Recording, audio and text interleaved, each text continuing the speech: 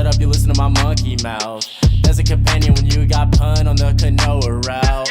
Hopped in a portal and got in a fight, Elias knocked him out. Bow, Naruto fighting style. Bow, UFC he tapped out. Bow, we win, we get crowned. Monkey mouth, monkey mouth, monkey mouth, monkey mouth.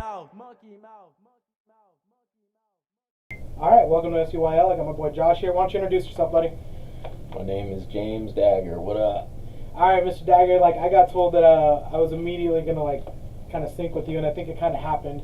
You came in through the door, and I think we immediately started just chit-chatting, and so we were talking about your addiction, my addiction, my used to be addiction of snooze. Yeah. I went on a whole kick about snooze. I actually have I get constant updates on my phone of mocha flavored snoozes and all the new snoozes that are coming out. Because when I was in a deep, I was literally watching this one guy. He actually makes his own snoozes. Okay. And I think he's actually he's either from Oklahoma or Texas, but he's a real cool cat, and he ended up making his own snoozes from the bottom to the top. And he's he'd go to I think he went one time he got some guy from, what is that, the whole thing that's going on with Russia, I can't think what it's called, the Ukraine or whatever was sending them 10 milligrams of nicotine. It was the Red Death or something like that. Okay. And it was this ridiculous amount of nicotine, and he's taking one of it, and he's literally eyes rolling in the back of his head, freaking out. He's I don't know how a human can do this. So it's hilarious. just get shit faced on what was the thing? They found out that the reason why the Nazi military can march as much as they were is because they were high as balls on homemade methamphetamine. Yeah, they were putting meth in the chocolate bar. Yeah. So they were literally they'd be over the hill, and then brigade would be sleeping, and then they wake up and they're that makes sense. right in front of them. Oh, we got a day or two, and then now they're marching all night, tweaking out on chocolate covered. Yeah, that and the contact high from the gas chambers. Oh my God! Jesus Christ! You watch The Boys? Yeah. When he just sucks in the gas canister and blows it out like a bad cigar, and he's oh man, I miss that flavor. Dude, that shrinking man scene changed my life, not for the better, man. No, I haven't seen the whole thing yet. I won't see the new season. Mm-hmm. I haven't seen the new season yet. I've seen season 1 and 2. Spoil it for you. 1 and 2 yet? I've seen 1, but not 2, I think. Oh, it's good. It's twisted, man. Yeah. They got a good thing going. When we were first starting out, we were so bloated. We were gonna do Invincible. Oh, we didn't know. Enough. We didn't know what the fuck we were doing when we first started. We were just shotgun blasting shit at the board. I think that our first attempt at doing a podcast, we said that we were going to do it for an hour. Yeah. It was going to be 20 minutes of dialogue about 3 different shows. It was going to be Invincible, Close Enough, and one other. Yeah, just insert one. Do you remember what the other one was? I don't remember. I think it was just one that we pick out of random. Either way, the bottom line is we would get to talking for an hour about one, and then it's well, what the fuck are we going to do with this? And so yeah, it's been an adventure, bro. But I always told you that whenever we do it, we're gonna look back at our very first recordings and laugh our asses off. And if that ain't motherfucking true, I don't know what is. So what is it that you're doing now, man? Well, I'm doing a lot of stuff, man. I do Project Warhorse. I build, customize, and donate BMX bikes to military vets struggling with mental health. Because BMX was my outlet. That really helped me. I'm trying to get a lot of stuff off the ground. I'm an Idea Laboratory, so... That's this guy right here. I think he's an Idea Laboratory, and I just get to kind of get a contact high. I can't help it. Shit just bubbles up. Yeah, I ain't even trying. It's just he's the one who thought of Monkey Mouth, and it was really funny. Well, I mean, you know what I'm saying. Monkey Mouth fell out of my fucking mouth, and then you were like, "Oh God, we got to do that." Yeah, it was just organic. I think we were just chatting about Rick or Morty. I think that we were literally mid one of those first episodes, and we were talking about during the recording of the podcast how difficult it was for us to stick to the format. Yeah. And I was like, I can't help that my fucking monkey mouth just babbles shit. And and we we were were like, like, full fucking stop, bro. Yeah. Like, that's what we need to be doing. And here we are. Yeah, and like It's so. like a neato joint. I like this fucking place. Yeah, Yeah, that's this, sick. we got into this place by me just kind of walking around, Yeah. and Josh was like, "What?" Yeah, well, this shit isn't even listed on the MLS, bro. Like, if Okay. you try and like look it up through like traditional means of looking at commercial retail space Yeah. or commercial space, it's not there. Whenever he sent me the address, and I tried to look it up and I couldn't find anything, I was like, so this is Mikey's first ever business adventure. Oh, okay. And so there are times Yeah. when, and so whenever he sent me this, and I was like, I can't find it. Like, man, Mikey kind of full of shit right now. Like, he doesn't send me some non-existent address that people ain't even marketing. And bro, we get a steal on this place. I love this space. Like, it's so good for us. Oh, It's bro, great. this is one of the coolest studios, probably the coolest studio I've been in so far. It's like super, like, I don't know how to explain it. It's comfortable. It's not like corporate looking. It's, you know what I mean? No, it's meant yeah. to be like our space. So like the Yeah. thought was, so I create the same type of environment like at my home space too. Yeah. Like I want to make it so that whenever I walk in, it looks good. Yeah. Right? So like my sense of sight is impressed upon positively. Yeah. I want it to sound good. Notice I had the lo-fi one. Yeah. So your sense of sound, your sense of hearing is impressed upon positively. Yeah. I want it to smell good. We got a fresh fucking scent cube in the Yeah. warm room there. Yeah. So like your sense of smell is impressed upon positively. We have snacks and shit, bro. You literally walk in the door and go, give me that brownie. Yeah. And so your sense of taste can be impressed upon positively. Well, goddamn, you only have 5 primary senses, Yeah. and we've got 4 of them getting impressed upon positively the moment you walk in the door. And so it's really hard to like, What's the fifth one? touch. Yeah. No. Yeah. So I don't have like a thing of turf grass on the wall for you to fucking run your fingers through like you're high on LSD.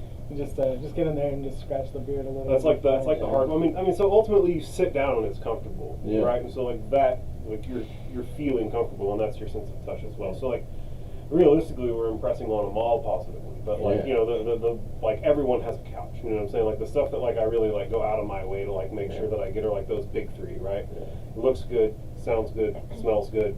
And how much Everything do that you- was going on the way here just melts. How much do you think my boy Josh paid for that refrigerator that's keeping the beer cold for him, man? Say like $1.50.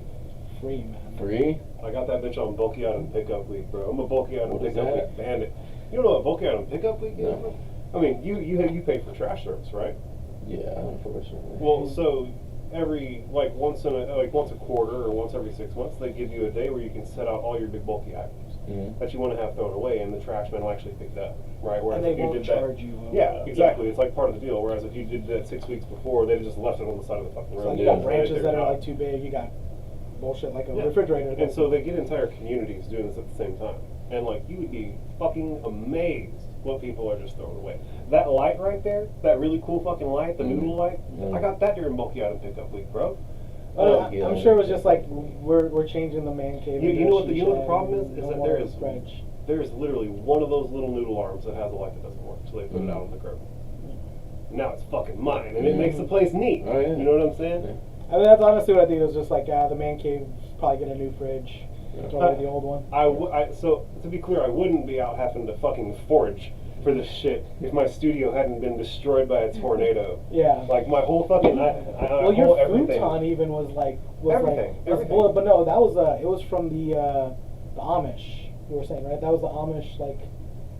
Oh, it was a real nice Yeah. futon. I don't remember the sales pitch on it. It was something that like was a hand-me-down from my mom, but my mom buys like exclusively fancy shit these days, and like, yeah, it was a real nice futon, bro. That motherfucker's gone. I lost all kinds of shit in that tornado. But like, you know, whenever something like that happens, the only thing you can really feel is like grateful to like not have been in there. Yeah. You So know what how- I'm saying? Like it's So how do you source your bike stuff? Is it like, do you have connections, or do you just kind of like just get them in like at a certain time and like I'm gonna make like 10 today or something? Well, I started out by pretty much funding it myself. Okay. I bought about maybe $1,500 to $2,000 worth of bike parts and built a custom build, and then after that started doing like events, like street events where I'd have a whole bunch of street spots lined up, get a whole bunch of people at the first one, do some competitions, and at the end just make an announcement like if anybody has any old bike parts that they're not going to miss, this is what I'm doing, and people would just donate them. That's That's really fucking awesome. I badass, love that bro. so much. Yeah. Man. Yeah, we're definitely not a military family in the sense like the last I think 2 or 3 generations didn't join. So I'll be like mine,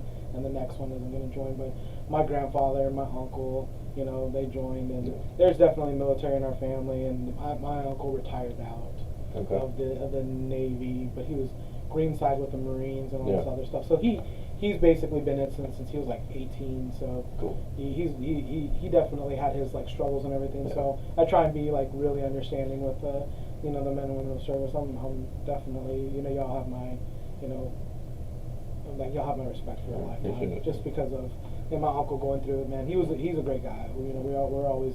You know, we don't get to see him that often. He stayed in you know, upstate, and then he's like now he's retired in Florida and he's living his best life. So that's all that matters. He's got his wife, he's got his cats, and he's living his best life. Nice. You know, my mom was in the military. Oh yeah, right. Did you know Navy, that? right? No, she's in the Army. I thought because I know you told me about that. Yeah. She was on like the first plane out after 9/11 type shit. Nice. It was crazy. She's gung ho. Yeah, I think they sent her to Cairo, Egypt. Is where they sent her. Is where she landed over there, and yeah, it was a wild time. I remember I was in like 6th grade, and they called me to the office, and they showed me what was happening on the news, and like they weren't showing any other kids this, and I was like, what the fuck? Why are they involved in this? And then they were like, your mom's on the phone, and immediately I was like, oh fuck, I know exactly what this means now. Like, oh fuck. It's so funny because like that same thing happened with me, but in the opposite. So my aunt comes up to me and is like, my uncle's getting deployed. Well, my brother's getting deployed. You know, so it's kind of funny that we had that. Yeah.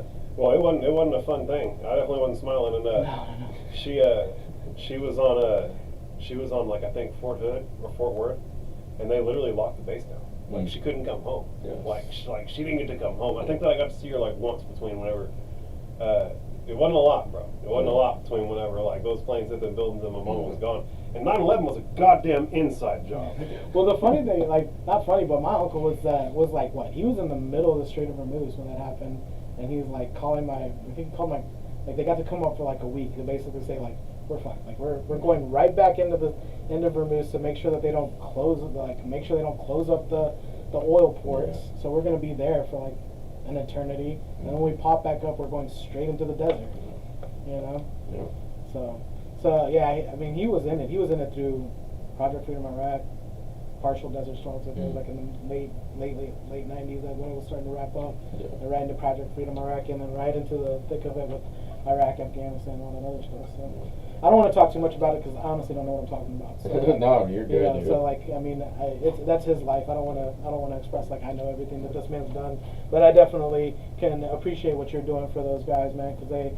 You know, you've been peripherally exposed to yeah, it, exactly. So you have like the ability to empathize. Yeah, definitely, man, and that's all you're trying to do. Yeah, exactly. So, you have definitely a really interesting way of going about it that you got to fund it yourself. The great thing is like we're maybe not as deep financially as you have been, but the great thing is we're in deep financially now. We've been spending some money on this bitch for a hot minute. Yeah, like for a hot minute. That's the thing is the amount of money over time. Yeah. When you add it all together, we're like pretty balls fucking deep. The funny thing is like what I tell people is like we got all of our trash and like put it in the middle. And I was like I got my monitor. He's like I got my tower.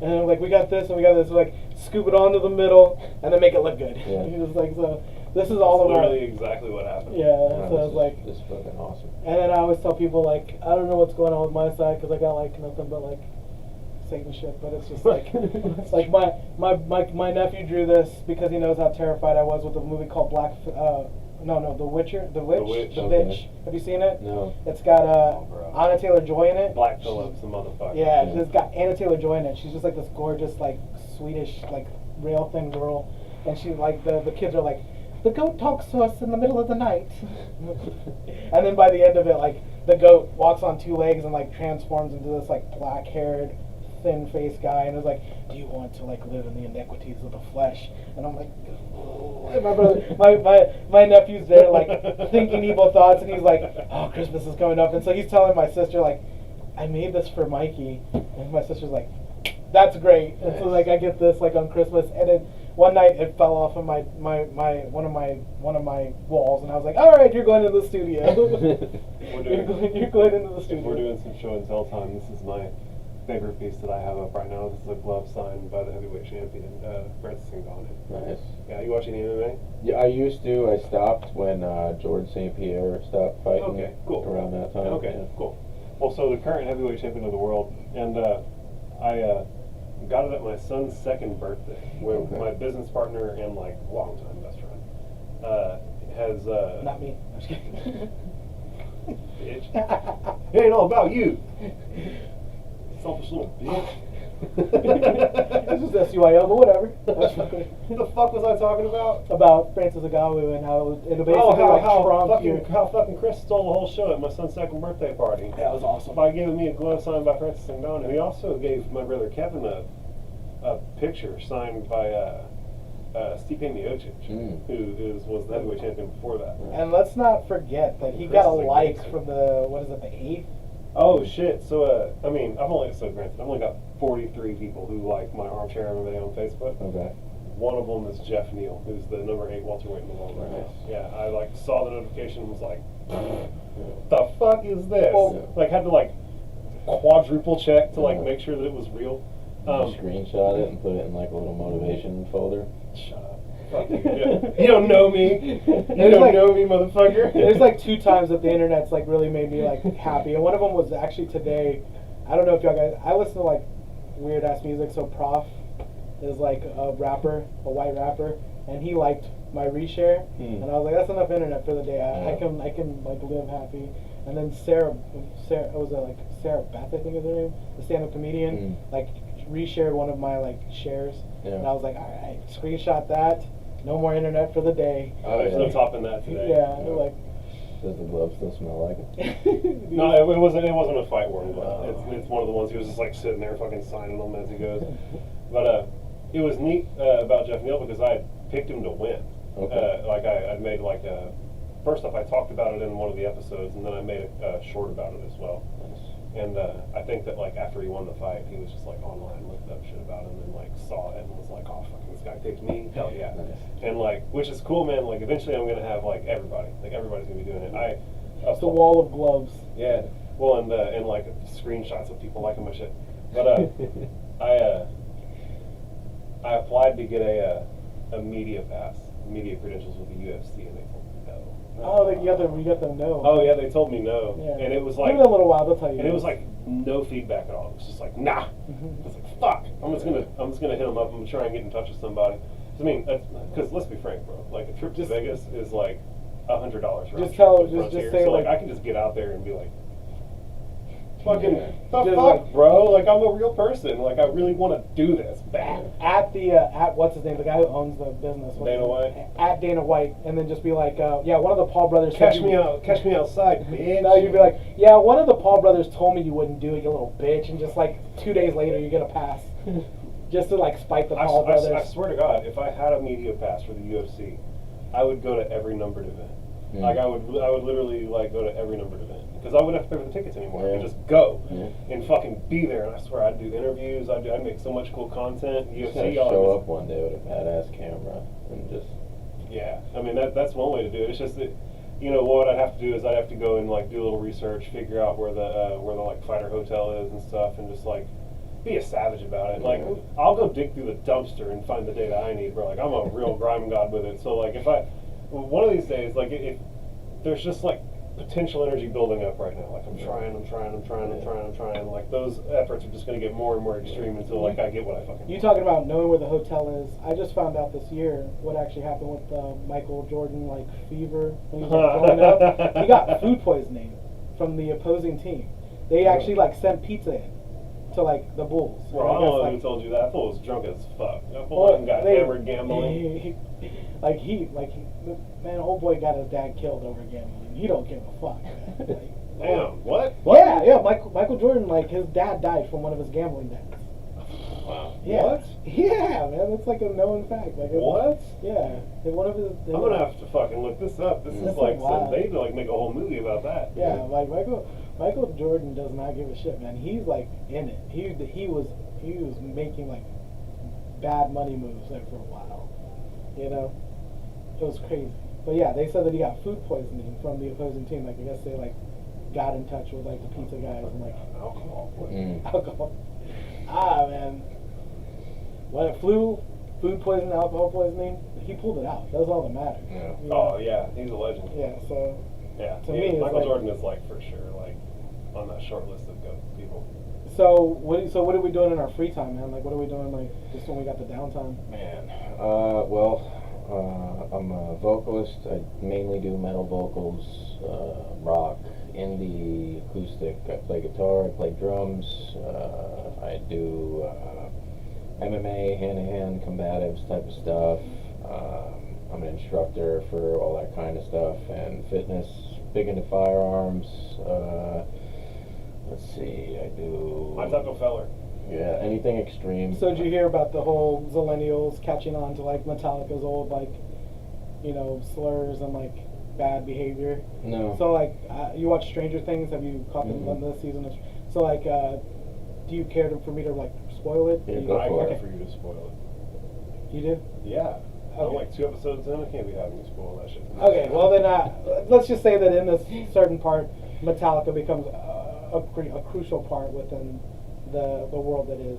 Yeah, they get introduced into Yeah. into Stranger Things. So Yeah. everybody's looking at Metallica. Yeah, and And so now now, everybody's discovering that Metallica were a pack of fucking drug abusing horn dog. yeah, maniacs. exactly. And so they're like, this isn't going up the hill. This is Metallica. Bro, fucking kids from the 2020s would be blown away by the things that were happening in the 80s. Doing your dad's ashes. Like, was it like that? Was that? I forgot who it was. Snorted his dad's ashes. That's a Oh. fucking gangster, That- bro. yeah. Yeah, that's it was fucking- like he like snorted his Wow. dad's ashes. You're like a real life fucking tyrannosaur on the drug Yeah. game. Really, wow. Yeah, it was like there's some wild shit, man. Like you got, Motley Crue alone was like fucking. I mean, Ozzy Osbourne literally bit a bat his head off on stage, like in real life.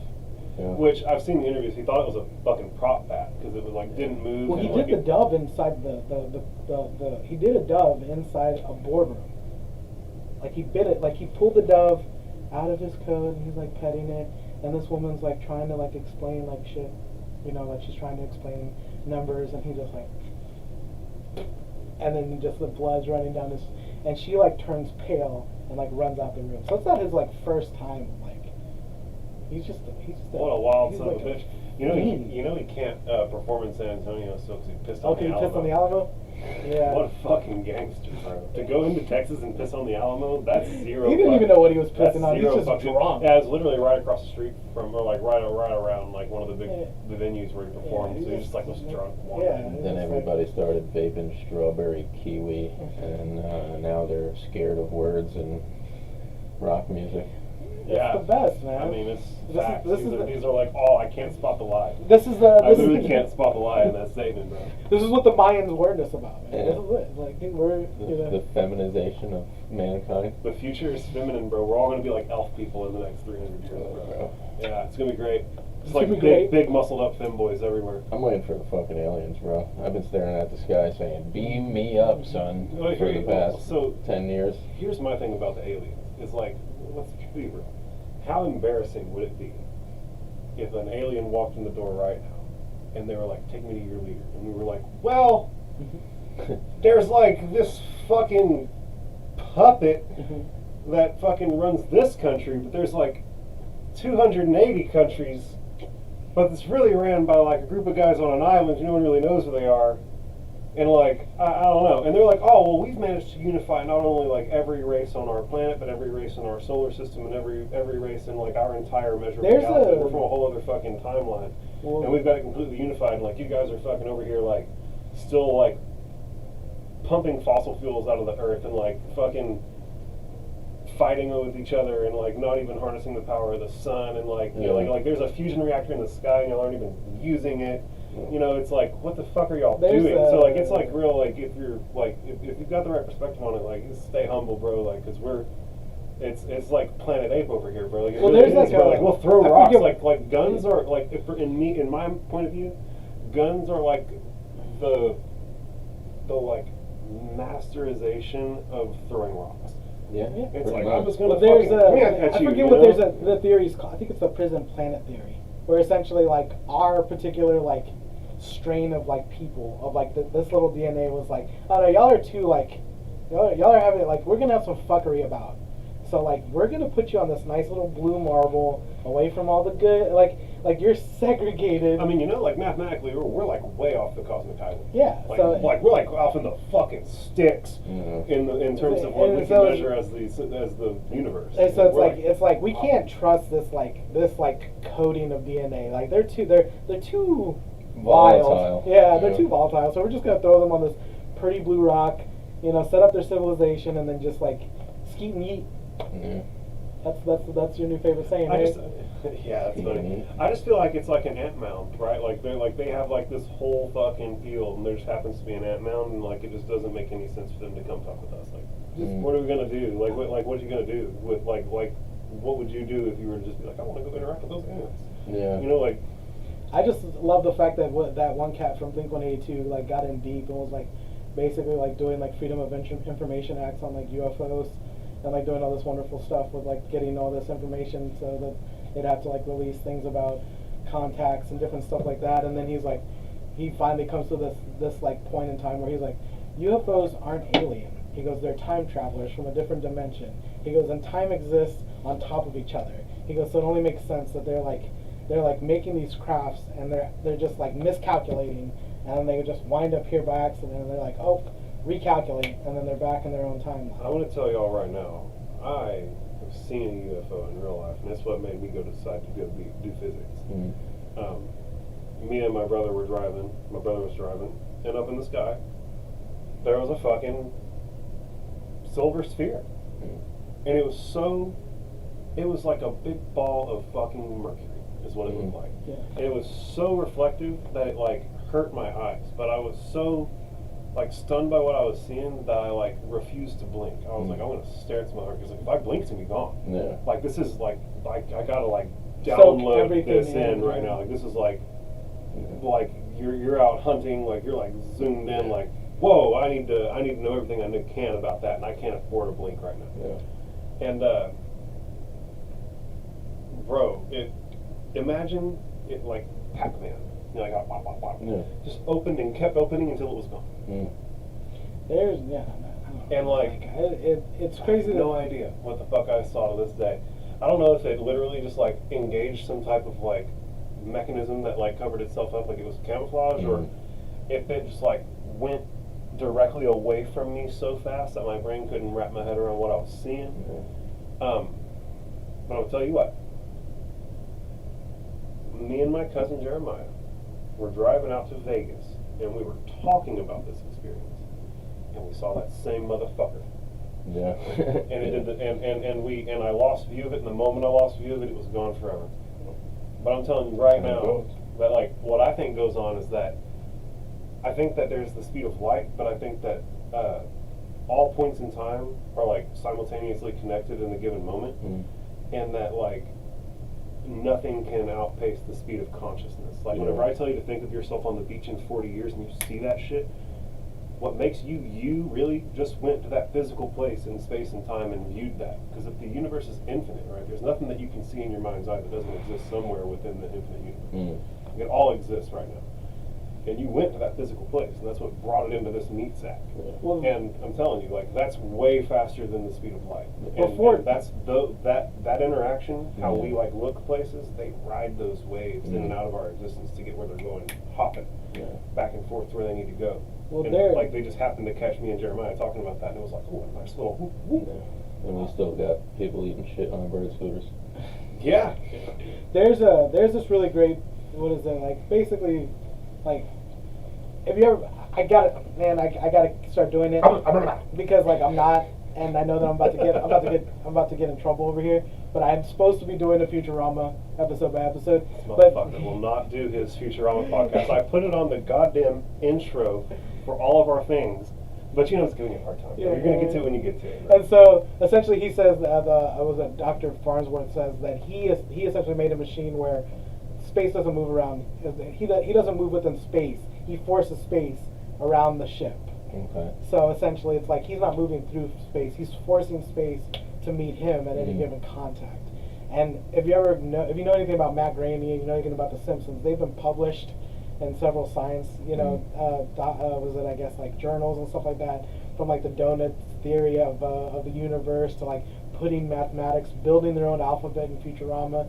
This guy's in deep. Like, these guys aren't idiots. You know, they're definitely like doing things and putting things. You know, I mean, to the point where they literally talked about the Illuminati shit and just made it the Stonecutters. You know, so they're one of those guys. They just don't really care which way they go about it. They're just basically like putting that out there and just like making fun of it in the same way. Like, it's like, this stuff exists.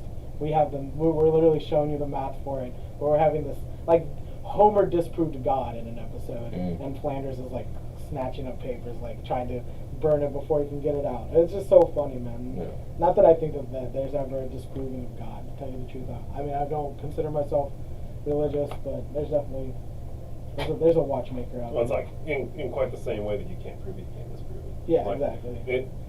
Trying to put like your eye on God is like trying to taste your own tongue. Like, there's just well, we were talking about there's this. No doing it. Really, I mean, I don't want to get too deep into it because I want to have Josh be able to talk about it. We were definitely speaking about the same thing when you're in balls deep in like a psychedelic experience, about how being in the peripheral and never quite being able to see it. Yeah. And I think that that's almost the same thing as religion or faith. It's quite in the peripheral. You know it's there, but anytime you try and make it tangible. Well, I think the thing is that like they're all oriented at the truth. Yeah. You know what I'm saying? Oh, yeah. And there's no like actually really communicating the truth, at least with like the level of language that we possess currently. Like, you can only like point at a concept and hope that like someone else is oriented at that concept in a similar way, so that like we can all align and like feel good about how it's happening. So did you come out of the military with like a loss or a gain of faith? I know that can go either way.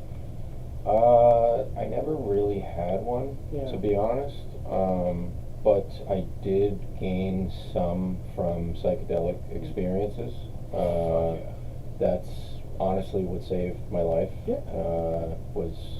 I think if more people talk about how much it can be an asset to just making people just take that knot and turn it into a ball of yarn. Bro, I've been trying to figure out how to like ethically and systematically crop dust the entire planet with like fucking mushroom powder or like something to just get everybody dosed all at once, and I think the world's problems would just go away overnight. It's like the Bill Hicks of like. Go ahead. My attempt at that is the ones who woke up. Yeah. Like, I'm putting that truth out there to the best of my ability. Like, to the 7 billion people on the planet, this is what's going on, guys. Yeah. Like, I saw the thing. I've been to the mountaintop. Yeah. Let's talk about it. Yeah. You know, like, if it's real, it'll stand up. That's my big thing, is that if it's real, like, if what we're talking about is like truthful, then it can't be broken. So like, let's fucking talk about it. You know. Bill Hicks was trying to do this, and they gave that man cancer. Oh yeah, I think he was talking about spirituality and how that we're all interconnected, and once we take mushrooms, that interconnective ability taps into something so that we're all connected. And if you ever see anybody drunk, it's way different than someone being high, and he's just like spitting this stuff out, and then like he finds out that he's got, I think it was like cancer, like asshole cancer. Yeah, exactly. Like, fuck you, asshole. Like, so it's like Bill Hicks was the man. Bill Hicks was the man. Yeah, I actually have a Bill Hicks shirt. Yeah, it's one of my favorite shirts. It's getting faded though. That just means it's worn. No, that just means that I was worn. That means that's a good fucking idea, bro. I may do that. I may do that. Bill, that was I never really had like an angsty teenage time in my life. I kind of like, it was real funny. I still am pretty much a nerd. I'm a dork. Like, I don't really get into anything. So it was like Catholic boy, CCD. I want to be a cop, surround myself around cops, and then I was like, so I never really had it. And then I turned 19 and I find like Dawkins and Hitchens and like all these like the four horsemen of atheism and like reason, and then I find out that all these guys are just pricks. They're just such assholes, man.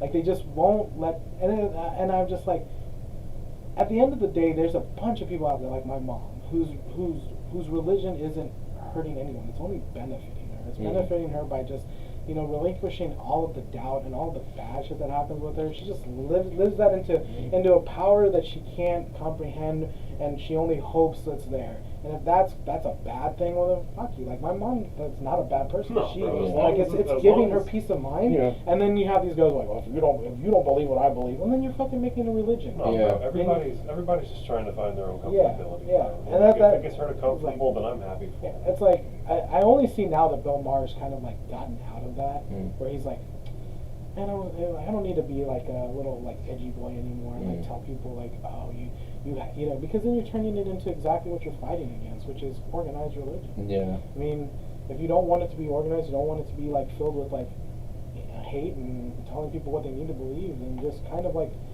do you respect that sensibility. Yeah, my thoughts on that are, I had this like epiphany when I was 7 years old, because like my grandparents would go to Catholic church and all this shit, and I fucking hated it every time I went in there. Yeah. And it's not even that I didn't understand it, it was that like my mentality was seeing through it and beyond it, to where it was like, you know, you saw the charade and the veil of like what. Yeah, like if you were taught that the sky was green and the grass was blue by the people who taught you everything you know, which at birth is your parents, then you would believe that until you went to school and somebody told you, no, the grass is green and the sky is blue, your parents are wrong, and then you would tell them that they're wrong until enough people told you that your parents are wrong, and then you'd start to look into it, but that would be way down the road. And like, for me, I don't know, I think, me personally, I feel like religion is a way to relinquish all personal accountability and responsibility for anything that happens, good or bad, in somebody's life. Yeah. I feel like people that really cling on to religion, they don't feel enough power within themselves to manifest things in their life, and the bad things that manifest, it's like, oh, everything happens for a reason, which, you know, I still believe somewhat, because we can get into a whole lot of philosophical shit here. We'll hold on to that for another podcast, right? Yeah, that's once we'll go. Yeah. So, but the thing about it is that, you know, like I said, man, I live in the Matrix. I like my little Matrix. I'm eating my steak and I'm drinking my wine, and I'm not really concerned about. And I got my big, you know, cosmic toad here. Whenever I decide to like pull the veil off and go into the cosmic ether. The esoteric and magical swamp frog. Yeah, so I got my swamp frog here. I got called that one time, and I was like, oh yeah, sure, I'll run with that. And so like some dudes online called me that, and I was like, sure, bro. Wow. So like I've got him to like, if I ever want to just like peer beyond the curtain and see like and see Cthulhu's face, and then be like, all right, I'm good. Just enough of that flavor. Yeah, just enough of that flavor. So it's like, but I mean, in all honesty, like I said, man, I'm living in the Matrix. So I'm not really minding it. Speaking of being in the Matrix, have you seen Prey? Oh God, yeah, that was amazing. No. Do you like Predator? Do you like the Predator franchise? They made a new Predator movie called Prey, and it's on Hulu. Okay. And it's fucking great. It's everything you want out of a Predator movie. Okay. Like if you like Predator movies, you're gonna fucking dig it, bro. So someone said something that was really funny. I don't know. I know you don't live in the Matrix, so you don't know who Aubrey Plaza is. But you may. What? So they were like Native American Aubrey Plaza brings you Prey, and I couldn't help but laugh because I go back and she looks a lot like Aubrey Plaza, which isn't a bad thing. Like Aubrey Plaza is quite fetching. Guys, y'all know what I've been seeing is that since Prey has done well, there's already a petition going around for people to get a Predator movie set in samurai times. Oh man, that would be Bro, how fucking good does that sound, bro? I would watch That's it. That's fucking gonna be great. I swear to God, if they don't do it, I'm gonna go down sure to the they will, studios and be like, 'cause let me do it. Like, give me the tools. We should start a petition to get it set in biblical times. Oh man, Predator Jesus. Predator Jesus. I mean, it's like. Be great. I mean, Egyptian times would be great. He could fucking be like killing Thoth. That's where all the Egyptian gods went. Yeah. They got killed by fucking Predator. God damn it. Yes, the God Killer Predator, bro. Let's fucking go. There was it was a great movie. I mean, if you're gonna go out and watch it, I definitely recommend it because it's one of those that like it's put a new breath in the franchise. We shouldn't get too far into it though, because we are going to do an entire episode. We're gonna do. So we like to do things called We Watched. Okay. And it's like an SUYL We Watched, or if it's going to be mine, it'll be like a Ones Who Woke Up We Watched. Yeah. And we talk about the shit that we've watched recently. If he watched something and he wants to talk about it and I haven't seen it, we throw it on his. If I watched something and he hasn't seen it, we throw it on mine.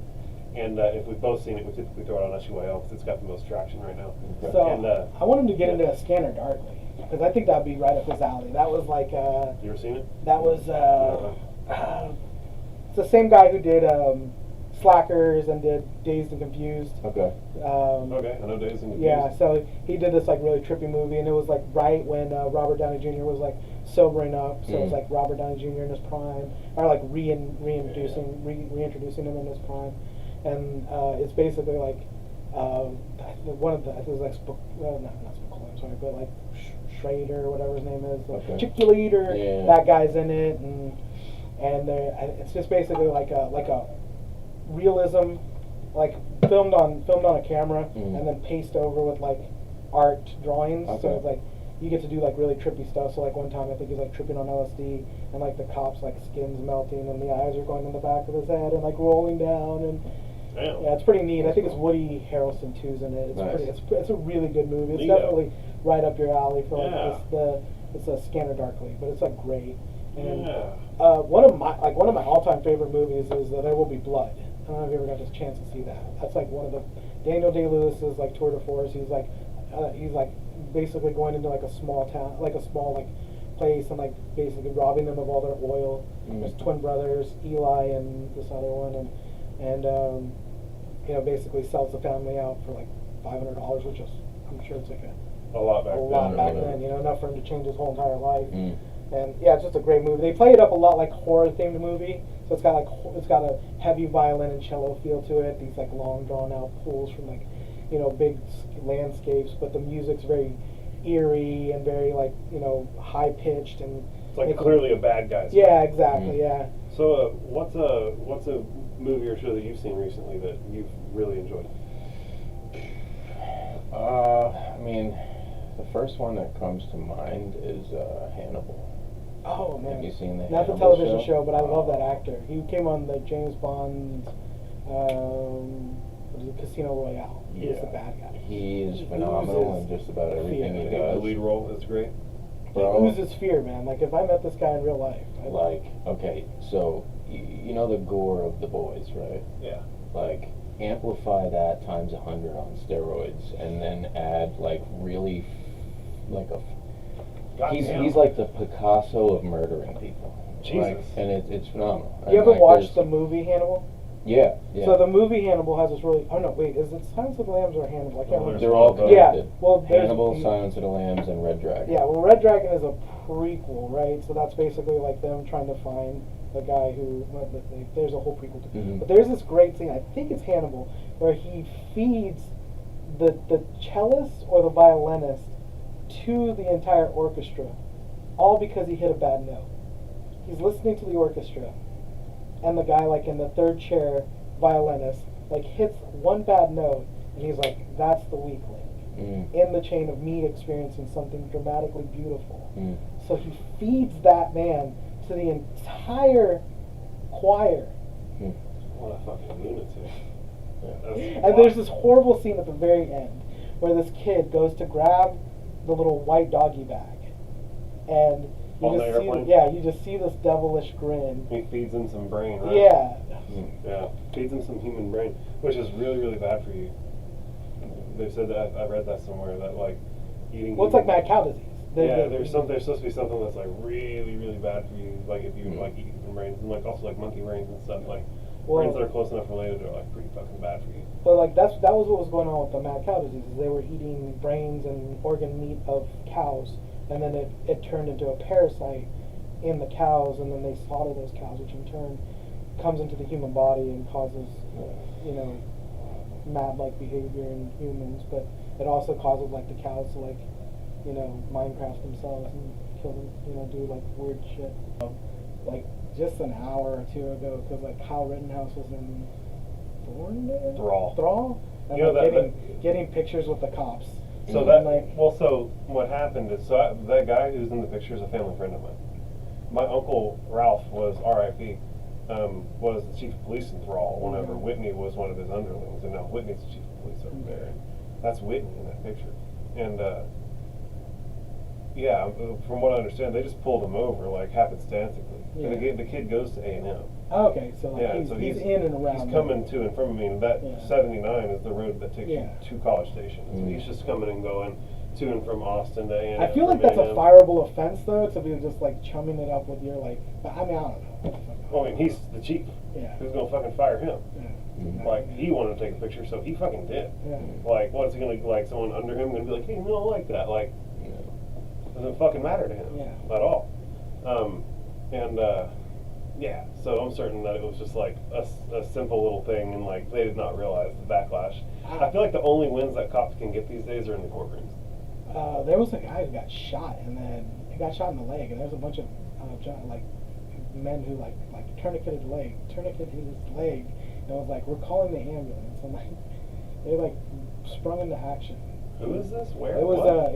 it was one of those videos on Facebook where you just kind of like comes across the news feed, and so it was like this guy was like, I guess he entered into a situation where there was like a robbery in progress, and so he got shot in the upper thigh, and then so like he's bleeding out, and then there's like four guys, one of them being someone who had knowledge of first aid, and was like ripped the shirt off of his back and like tourniquets it, and like grabs the shirt off of another guy and like tourniquets it some more, and it's like here comes the cop, and he's like kind of like shoving them out of the way, like, we got this, like there's someone in there that you need to take care of who literally shot your partner. So, you know, de-escalate that situation, let us take care of it. Was it a cop that got shot in the leg? Yeah, it was a cop that got shot in the leg. So like cop gets shot in the leg, backup comes, like moving everybody out of the way, like, no, we got homeboy, he's tourniqueted, let us take care of him, you got business. Like, let the ambulance come deal with this. Yeah. You got business. You go handle that guy. Yeah. Which, they don't do that shit. Like, Uvalde proved that. That's the most shameful shit. That's the most shameful shit that's to ever militarize happened. an entire police department and then watch them, you know, not be able to spring into action, you know. But the thing is that someone talked about cowardness and being able to step up in that point, and those men weren't trained to overcome the natural instinct to survive. But they are, like the SWAT team guys are. They were being. Those men aren't trained. But here's the thing is that they weren't like being pussy about it. There was a guy who made a decision for them to stand back, and it's a male dominator hierarchy form of management, and so the top dog said no, and everybody tucked tail and didn't go in because that's what they were told to do.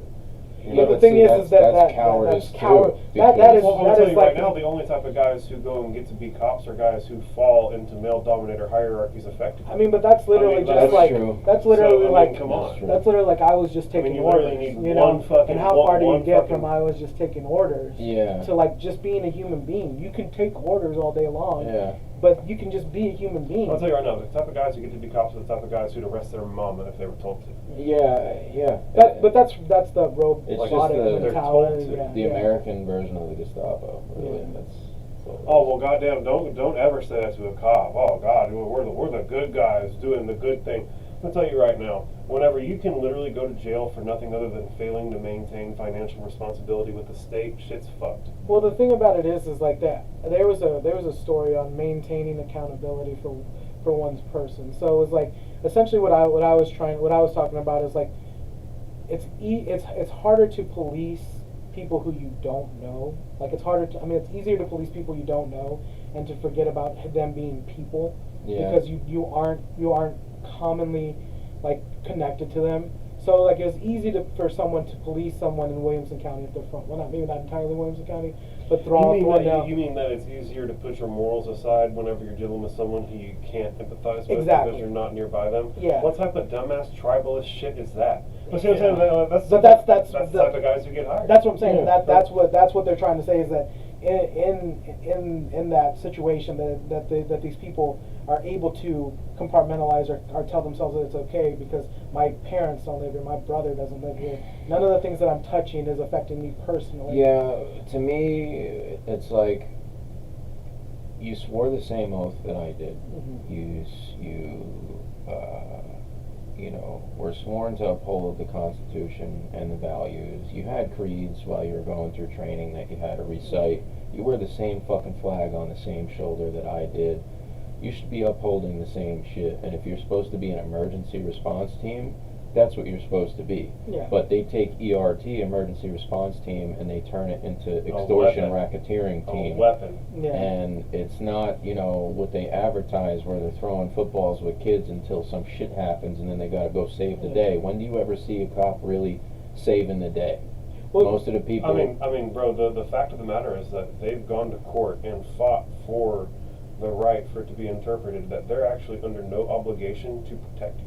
Oh yeah. Like they're there to enforce laws. There's no law saying that they have to go and take a bullet. The worst part about so they're not going to do it. They're not under any obligation. one thing that I always They tell people fought to for look that to up be the case. is asset forfeitures, because that's the one thing that just drives me crazy. Oh yeah. Asset forfeitures, Civil forfeitures. civil forfeitures. That's literally like piracy. Like they see you walk, they see you, they want it, they take it. It's like, oh, you're a black guy with $20,000 in your car. You're clearly not going to buy anything other than something off the black market. This is now ours, Yeah. and you're gonna have to fight us for it.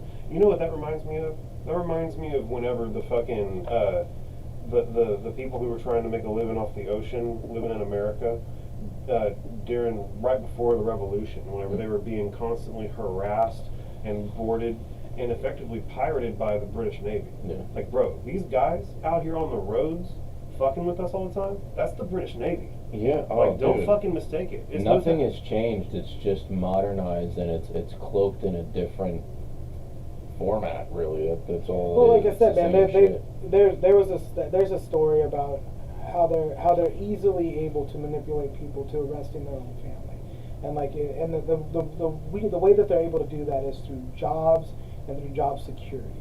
So it's like at the beginning they come in and they're like, we're not like, your town is perfectly safe. Oh, it's such a small town. Everyone knows each other. It's so great. Like y'all guys are safe, man.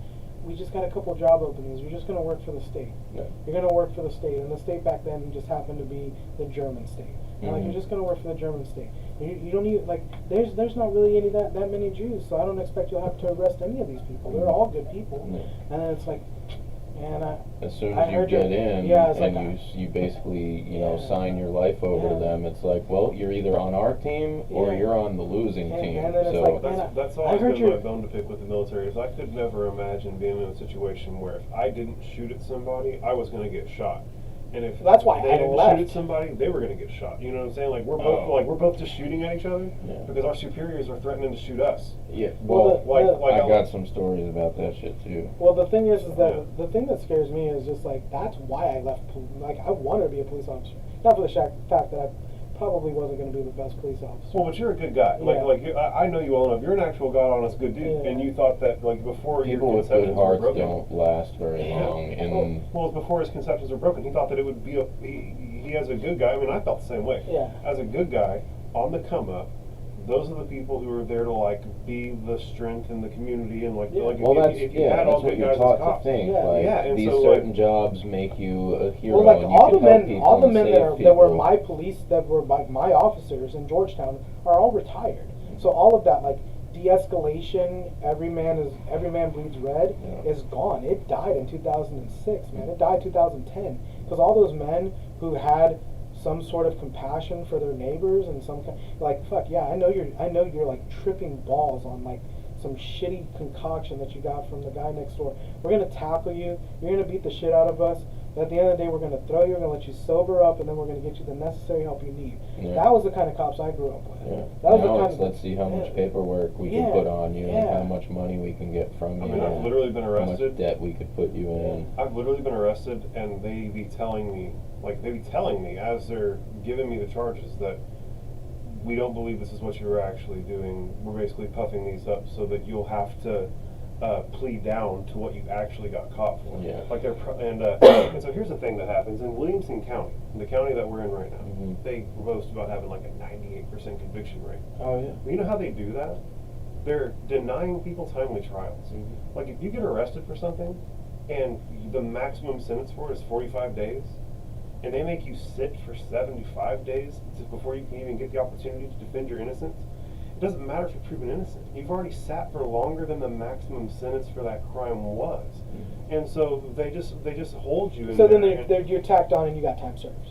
Yeah, it's like, oh well, you're guilty, time served, peace, or you're not guilty and sorry for that time that you lost. There's nothing that you can. You heard about the Hertz stuff, right? The Hertz, like as the rental car company. Oh, Have you that's heard about insane. that? Yeah. That is wild. They did a felony traffic stop with a mother, a grandmother, and 3 kids. A felony traffic stop. Guns out, yelling, telling them to get on the ground. They were going to Disneyland. Hertz reported the car stolen, right? And after they reported the car stolen, they basically essentially said that these people stole the car because they didn't bring it back. It was because paperwork got mixed up. It wasn't even like they didn't bring it back. It's like, oh, well, your time lapsed. We didn't get the necessary calls for you to extend it out. Now it's considered stolen. And then a gentleman went to jail for more than 3 months on the fact that they said that he was in possession of a stolen vehicle. And this has happened dozens of times. This has happened a bunch. Like, this isn't like the only time. Like, this has happened a bunch of times with Hertz particularly. But not only Hertz, other rental car companies too, where like the local people are either not submitting paperwork to corporate, or corporate isn't processing the paperwork that's being submitted to them, but they are processing the criminal charges because it's been stolen.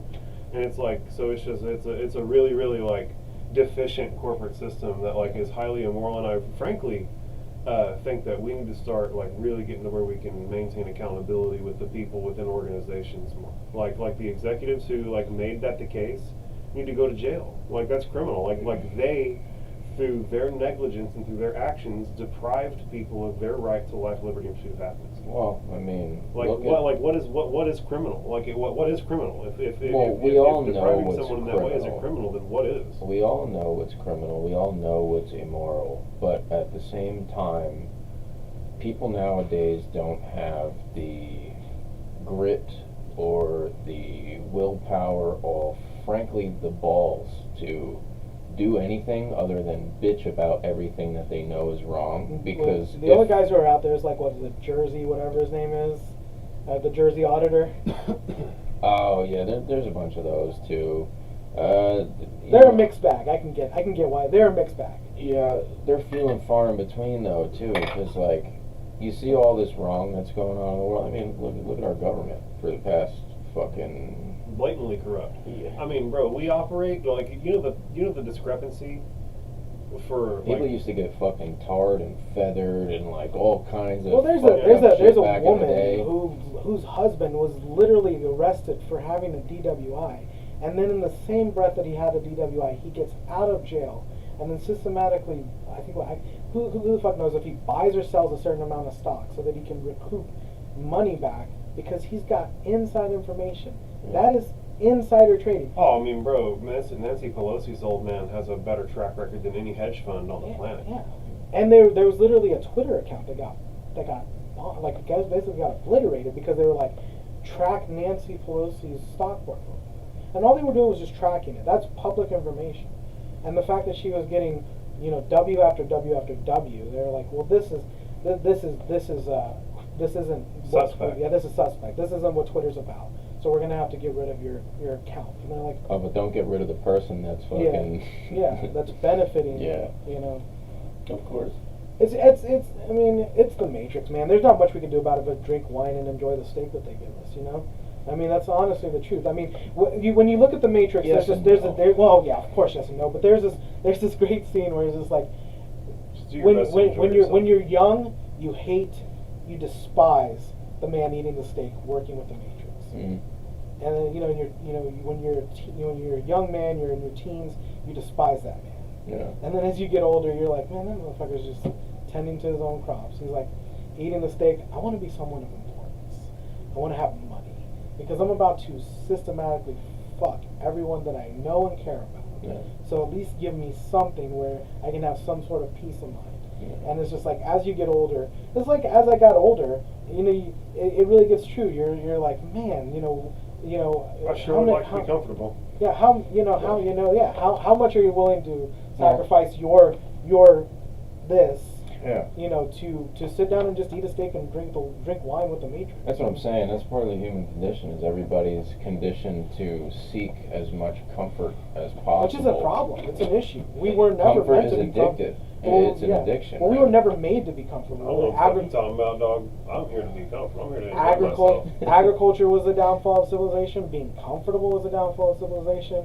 Being comfortable is not the. How can you say that any of those things been the downfall of It's not civilization? the We're downfall. at the cutting edge of civilization. Like, we're literally like about to put fucking colonies on Mars. Depends on what shit. your aspect is of succession. We're at the cutting edge of technology, but as far as like human, I don't know, consciousness goes, we're still no better than we were hundreds of years ago. We're still So check it out. I think that because you're aware of that, I think that we're actually a step ahead right now. There's a small fraction of the with- population well, like, that with is the- on a different Well, like wavelength. with the internet, the way that we're able to like connect and look back and shit, like Yeah. we've put ourselves pretty far fucking forward here, pretty recently. Really. I'm pretty pumped about like the prospect. There of was- moving forward. Bro. You see all these pieces of art that come out, right? Where it's like, if we all stand at once, the game is over, and it's a bunch of like poor people underneath the table where all the rich Literally people the are Ants, drinking that the and movie eating on Ants top came of back it. up.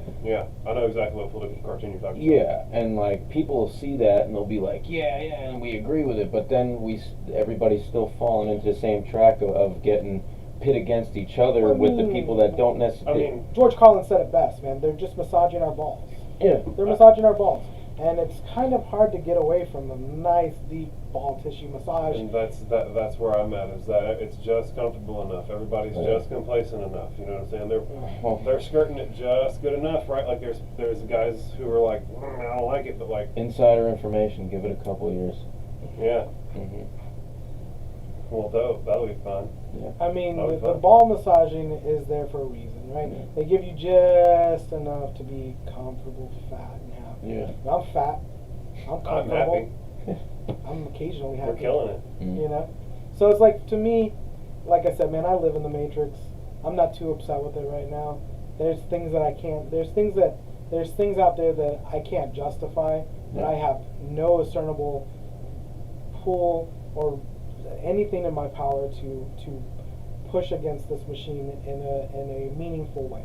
So the Mhm. best that I can do is, you know, maintain a comfortability at my job, have fun doing SUYL, talk to interesting people Yeah. like you, and just kind of love life at, you know, to the most of the ability that I can at this given moment. There was a story you Make told the me. most out of what you got. Yeah. Yeah. Yeah, there was a story you told me the other day of a fisherman who was feeding his family and hanging out on the coast.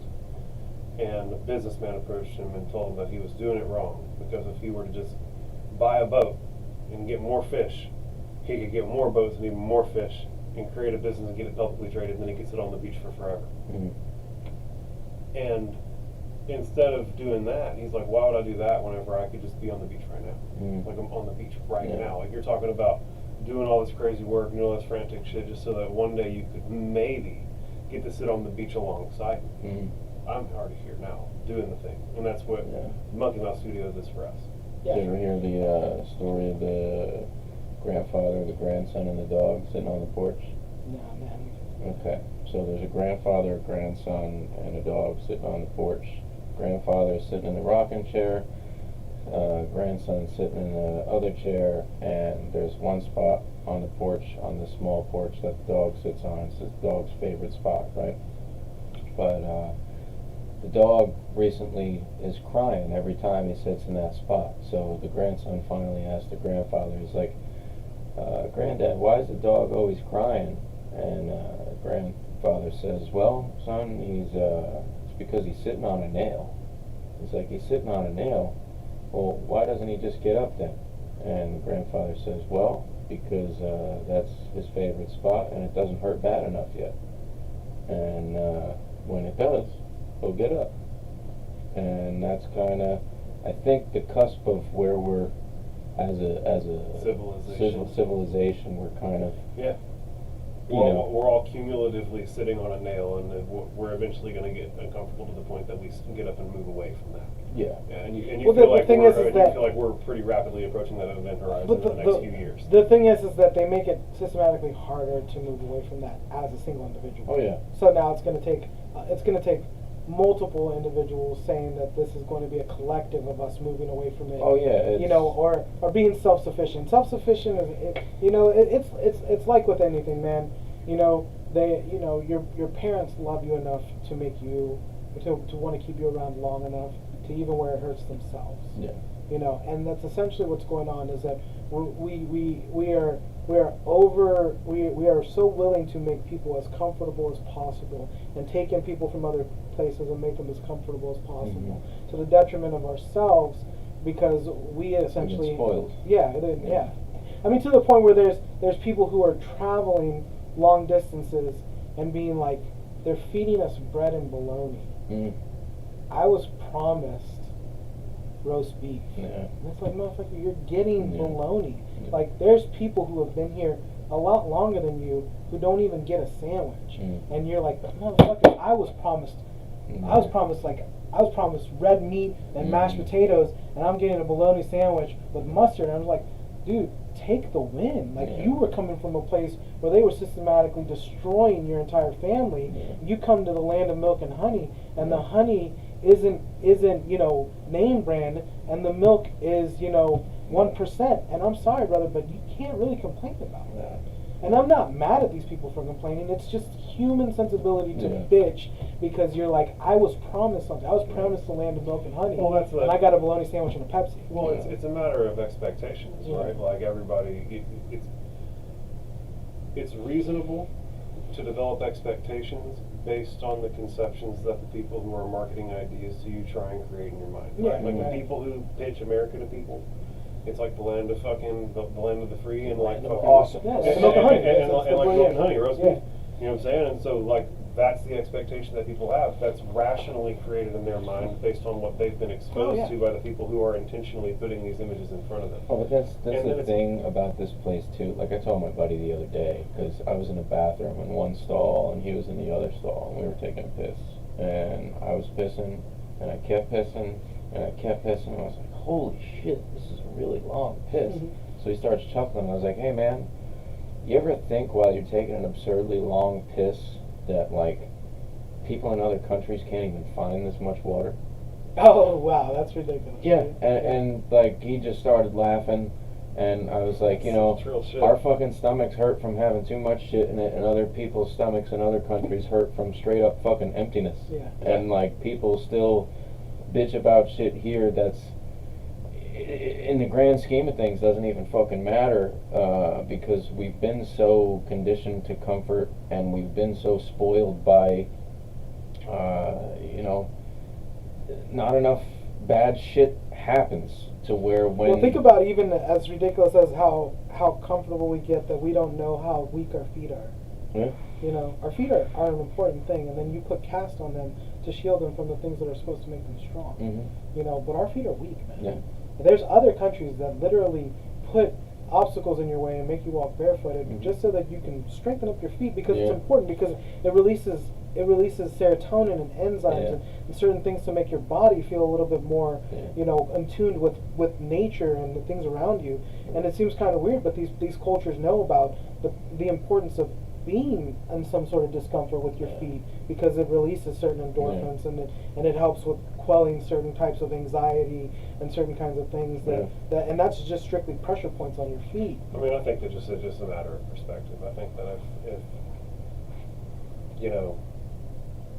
the stereotypical hipster douche who's complaining about shit while he's making a fucking salad at the salad bar at the Whole Foods. If he just was more exposed to like the level of scarcity and starvation and stuff that happens on the planet, they'd be more able to appreciate it, right? But it's just a matter of a lack of exposure.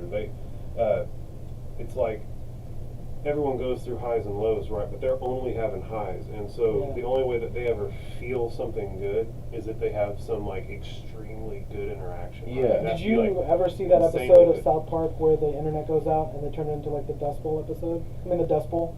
Of course, know what the Dust Bowl is, right? The Grapes of Wrath. You ever seen that? I know maybe you haven't seen it or read the book, but it's essentially them like going. I think they were going from wherever the Dust Bowl was happening, rural wherever, into California to get so essentially the same thing happens but with the internet. And so it's like the internet stops working, and so was it like Stan and like I can't think of his name, but Randy and the family pick up and they go to find more internet, right? And so they're like, what happens? He goes, when you go out there and you find more internet, you make sure you get in contact with us. And he goes, but at who? Because they can't contact you through the internet. There's no internet out that way. And so it's just kind of funny that something as a major minor inconvenience of not having the internet turned them into I think there was a funny thing was like he just kept hitting refresh until he died from starvation. It never refreshed, That's the kind of comfortability that scares me, and it's the kind of comfortability that I'm trapped in it until I take accountability for what this is, for the mess that I've made my body by being too comfortable. People just, I mean, everybody interprets hardship in a different way, and pain is pain and trauma is trauma, no matter where it comes from. It all That's one sucks thing that the I've had to same. learn. Yeah. But at the same time, some people have been through so little that even the tiniest bit is a lot. And if you look at the general population, like most modern mid-aged males have never been punched in the fucking mouth before. Yeah. They've never even punched somebody in the face before. I have. I've been punched. That was the last like bastion of like actually getting beat up. I think 2006, 2000. Well, I guess it would have been like 94, 95, 90, like in the mid 2000s. Was like we were still scrapping. Like I don't know if you remember. Like was it Christopher Cifuentes was a beast. That kid would fight anybody. That guy had issues. Yeah. And he would fight anybody. now everybody, if they have a problem with each other, they both pull their phones out at the same time and they just talk shit to each other and they fucking record the whole thing and they come at me, bro, and nobody comes at anybody, and it's just it's a lot of peacocking and then no reaction. Yeah. So they puff their feather out, they pump their chest out. And a lot of it is weaponizing the exact thing we were talking about. They weaponize the police department because if you're of a certain color, certain race, creed, or any kind of situation that doesn't bode well with their behavior, it's like, oh, I can weaponize something that I'll call the cops on you. Yeah, and they weaponize that into a way of being able to submit people into fear. You know what I tell people? You know what I tell people when I tell them if they're going to call the cops on me? I'm gonna whoop your fucking ass way before they get here. I'm gonna make it worth a while. Like you're gonna call the cops and they're gonna be like 4 to 5 minutes out, and it's gonna take 30 fucking seconds, bro, and I'm gonna be out this motherfucker. I'm gonna teach you a lesson your father never taught you, son. you learn it today. Real life, bro. Sometimes like OG, like fucking fisticuff ass whooping out there in the world is like the adult equivalent of spanking. Well, so the funny thing is motherfuckers need that despite shit. despite the shortcomings of a lot of our coaches for just being utter pieces of shit. If we had a beef, they'd be like, all right, circle up. And they'd like literally like, I think they had like a piece of towel wrapped in like sports tape. And it was like they'd throw it in the middle and fight over that dog fight over it. And whoever got it got to beat the shit out of the other person. Well, there was you didn't get to beat it. It was just, you got to be like the winner. Like you were just like the winner. Yeah. Well, I mean, there was some times with the people. Yeah, you know, one of the other things that they would do is they would put us in a football helmet and they'd roll the wrestling mat out and they'd put us in boxing gloves and let us fight it out. I've seen that happen. Coach A. So that's happen. Needed because, like, one. Well, it gets aggression out. It's normal human activity. It gets aggression. Our brains are better suited for cracking the skulls of reindeer. You know what I'm saying? Like that's what we. A lot of it is this though. I was thinking about punching you. Does that make you feel upset? Because I was interpreting that me feeling like I was going to punch you really made you upset. Put your hand out. Put your hand. Is this okay? Can I touch your hand?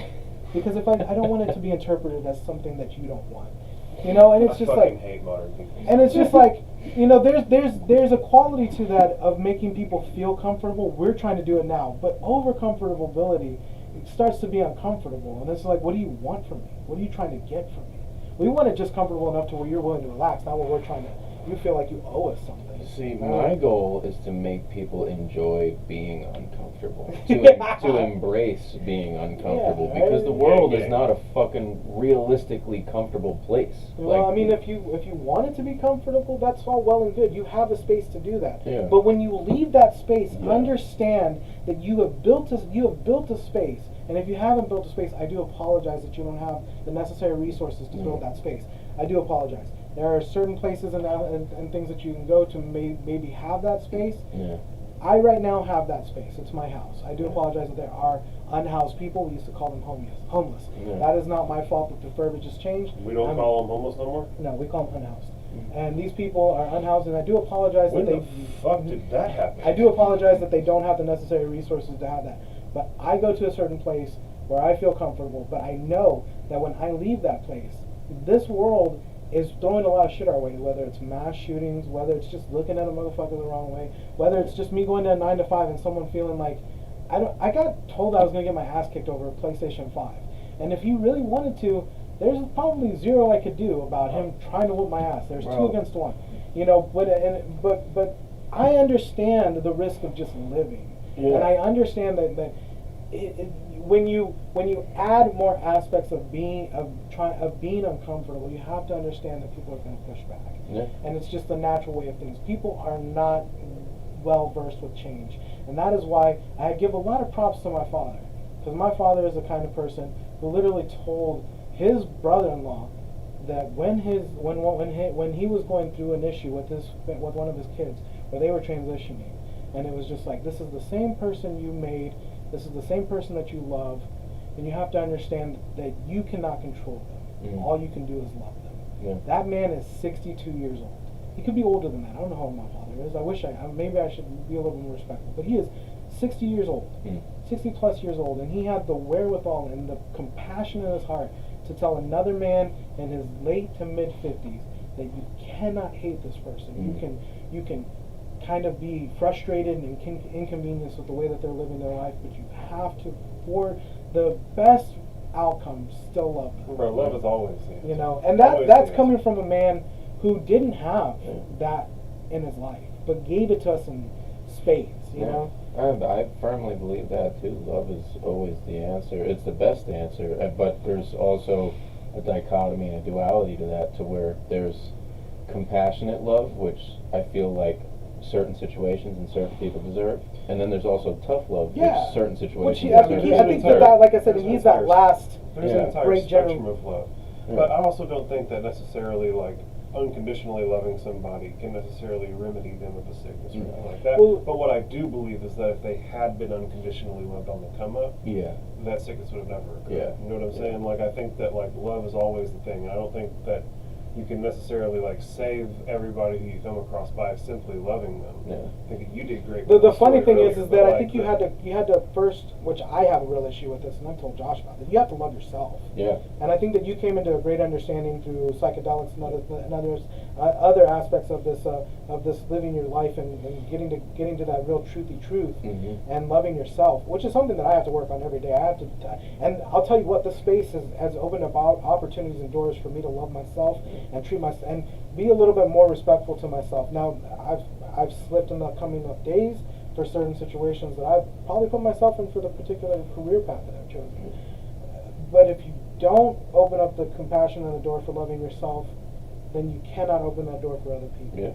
You know. Well, I mean, the bottom line is that people deserve to be loved by someone who loves themselves. Like, because if you don't love yourself, and your fulfillment is rooted in how someone else is treating you, then that's always going to put your relationship in a precarious situation. Something that you have to be, like, firm in your own ability to, like, be content and happy and love yourself. There's something that I learned, that's where which you can really operate from. I don't really particularly agree with a lot of that, like modern putting labels on things. But I did kind of quite like this one, which was toxic positivity, which I do think that I have that in a lot of ways, because I like to make sure that people are comfortable and happy. I don't like a lot of negativity, and that negativity needs to manifest itself. You need to be angry. You need to be frustrated. You need to be able to voice those uncomfortable abilities. You just have to allow yourself to express. But not yourself. I'm talking about other people. Well, I'm saying anybody. I'm talking to the 7 billion people on the planet, like you who's listening. You but my thing is just like trying to make it so that people are constantly happy, and that can be toxic as well. Because then you're not allowing them to. You're constantly feeding them candy and giving them, It's essentially like too much of anything is toxic. You drink too much water, you can die. Fucking. We were talking about this like real like this real strange thing that's going on right now, where it's this real like misogynistic behavior that's springing forth, and it's really like turning men against women, and there's not a lot of conversation. There's a lot of misogyny popping up online. And it's this real strange, real weird like anti-woman. Like weird dudes. Like incels have all gotten together and they're like, we're fucking good guys. The incels, you know what I'm saying? Like that's what it feels like. It feels like the incels have finally started. Well, the incels got together and they literally made what is that giant board from the Power Rangers called? Like they literally morphed into the T-Rex. The Robotron. Yeah, the Robotron from T-Rex, and it was like Inceltron. Inceltron, and like the head of it is Andrew Tate. And the body is Kevin Samuels, and the tail, which spits out useless shit, is what's that one cat's name who tells you to clean your room, Bucko? Oh my God. The ass end of it is him. Jordan Peterson. Jordan Peterson is the ass end, and the two little stubby arms and legs are Joe Rogan. Oh my God. And you just get this like, women ain't shit. You know, it was like, you know. I feel like everything is a chain reaction because you always have one extreme. And here's my thing, my perspective on just about everything in life.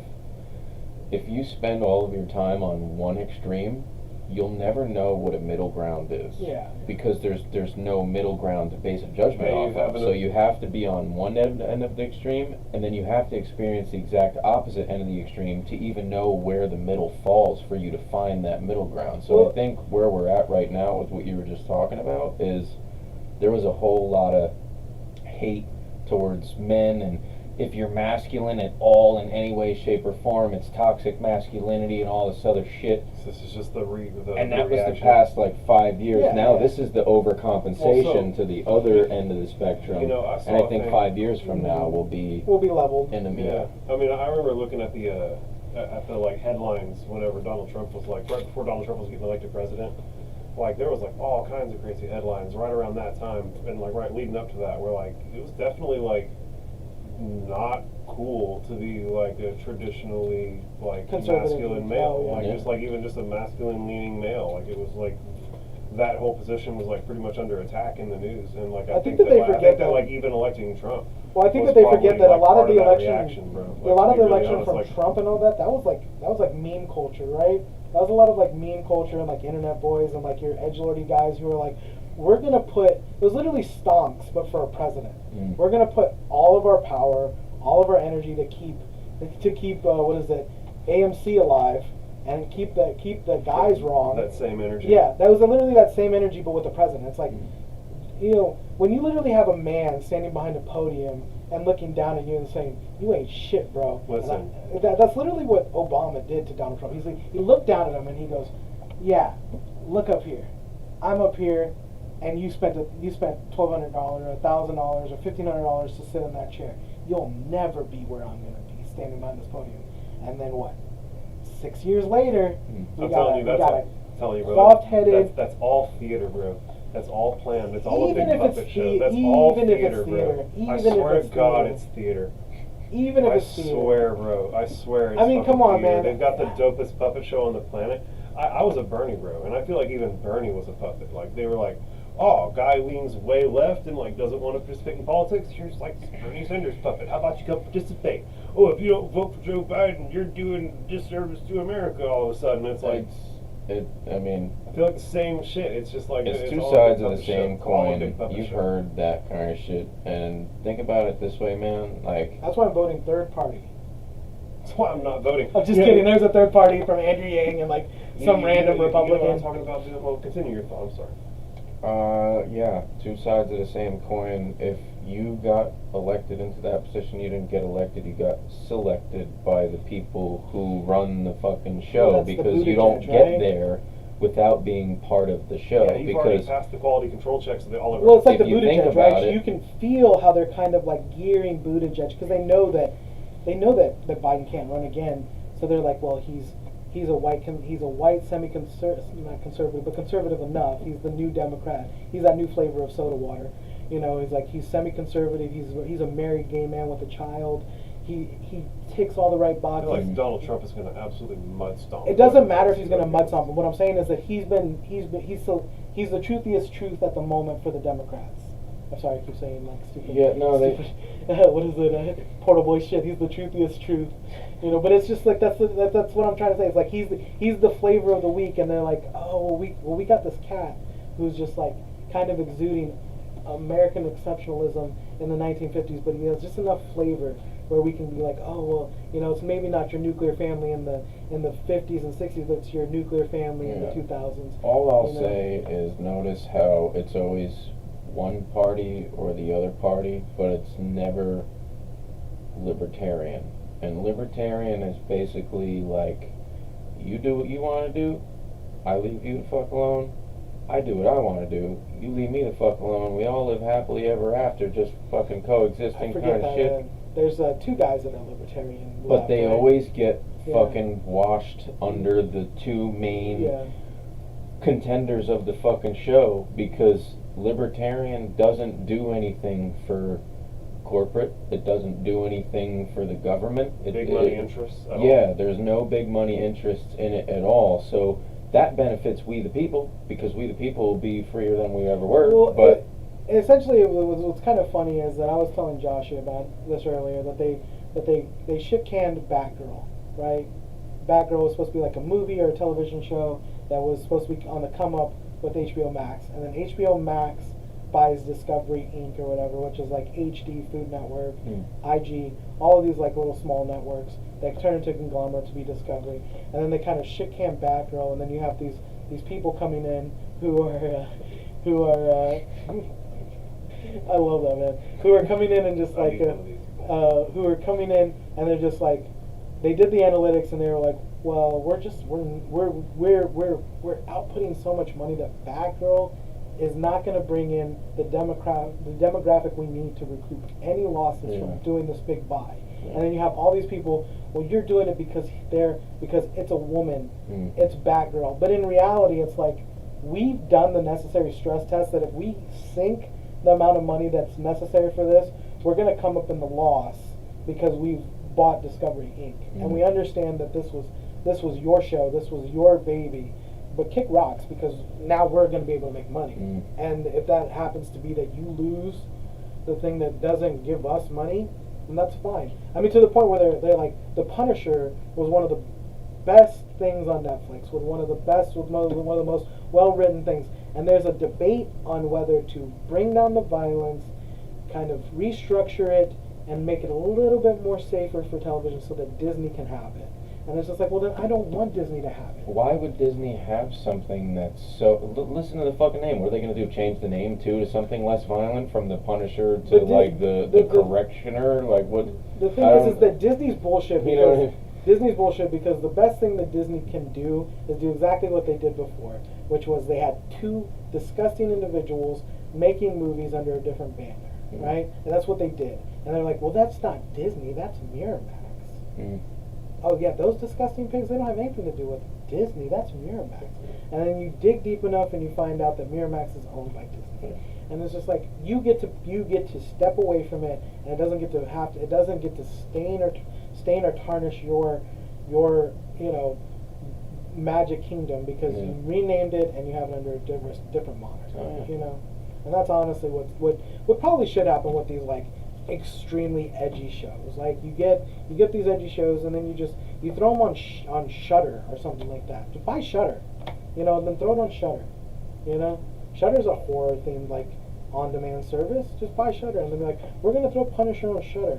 That way you get to have your crazy, vindictive, awesome badass Punisher doing, raising hell, and we don't really have to worry about it because it's on a network that we don't really give two shits about, Yeah. And they can do stuff like that. They just don't want to, because they know that it's a property that they can maybe quell or quiet or get rid of, and we don't have to worry about it anymore. My theory is they want to keep as many things as safe and as not edgy and as smooth and as round and as fucking unicorns and rainbows as possible, so that everybody is conditioned to be as weak as possible, so that we will all comply no matter what comes our way. Because the edgy shit makes people like edgier shit, and eventually I feel like if they keep basically banning shit like this and outlawing it and outcasting it and burying it and all that other shit, people aren't even going to be interested in. I mean, look at how so many martial arts gyms have fucking closed now because so little people are into martial arts. And martial arts is like not just a manly thing, but it's like a human necessity. It's a spiritual thing. It's a survival thing, and they're conditioning survival instincts and survival mechanisms, like defending yourself, out of people. I mean, it's the same thing why they're putting fluoride in the water. Well, I was going to say that. Yeah. I have a soy allergy, right? I have a soy allergy. It is... What, puss? That's the problem, is actually, you're more of a puss. You're allergic to the things that make you a pussy, so good for you. Yeah, so you're more of a puss than I am. Fuck you. Your I am what I ain't pussy. eating your soy That's why sauce. I'm a pussy So it's like I can't have practically anything, man, because it 60, Soy don't 70. make you soft. I put soy on all my noodles, motherfucker. That shit is delicious. You can tell me soy makes me soft. Another South Park reference. You like hit a weird nerve there. Man. Fucking soy is delicious, bro. I put that shit on my Thai noodles every time, bro. It's so good. I got fucking pineapple rice, old spiced rice like 2 days ago. It's so bro. good that it's great. like increasing your estrogen. No, you don't talk about me that way. All right, man. Well, in that high-pitched quail of pushing out against the Matrix, man, this was an amazing trek. That's fun. I really hope that you get to, we spent 2 hours here, man, just kind of like. I think that's our longest SUYL I yet. think it is. Yeah. It's the best SUYL yet. It was a really, Literally, I knew like, it was gonna be oh no, wait, I I'm knew it was sorry. gonna be this It was to par with our boy, Craig Tucker, because like Craig Tucker's got our heart, man. He was one of the, like, he got us to 144, and you'll get us to 144 and beyond. So I really appreciate you, man. No, Thank you so much for appreciate you, coming man. in. Introduce yourself one last time, man. Yeah, I mean, plug yourself. Whatever you got going on, bro. Let the world know. James Dagger. I run Project Warhorse. Run Uplift Inc., which is basically like a suicide prevention and mental health awareness apparel kind of thing that I do. What a fucking king. What a king. Yep, we got some shit coming out that I'm a part of. Tough Room with Ozzy Moon with this guy. Yeah. I'm gonna get on that Fun too, deal. man. I'm gonna get on that too. Yeah, I'm you're excited gonna do because I loved the Tough Crowd with Colin Quinn. Colin Quinn was my boy back in the day, man. Yeah. That man is so underrated as the weekend update guy on SNL that it is a crime. Yeah. So before we go, I like to ask them, what do you think of our studio? I think this is fucking awesome, man. Like, I've never felt more comfortable in a studio. This feels like I'm at home, just vibing. You know what I mean? Well, we love it, man. Thank you so much. We hope to get you back as much as possible, man. Yeah, For sure. I'd love to. All right, man. Well,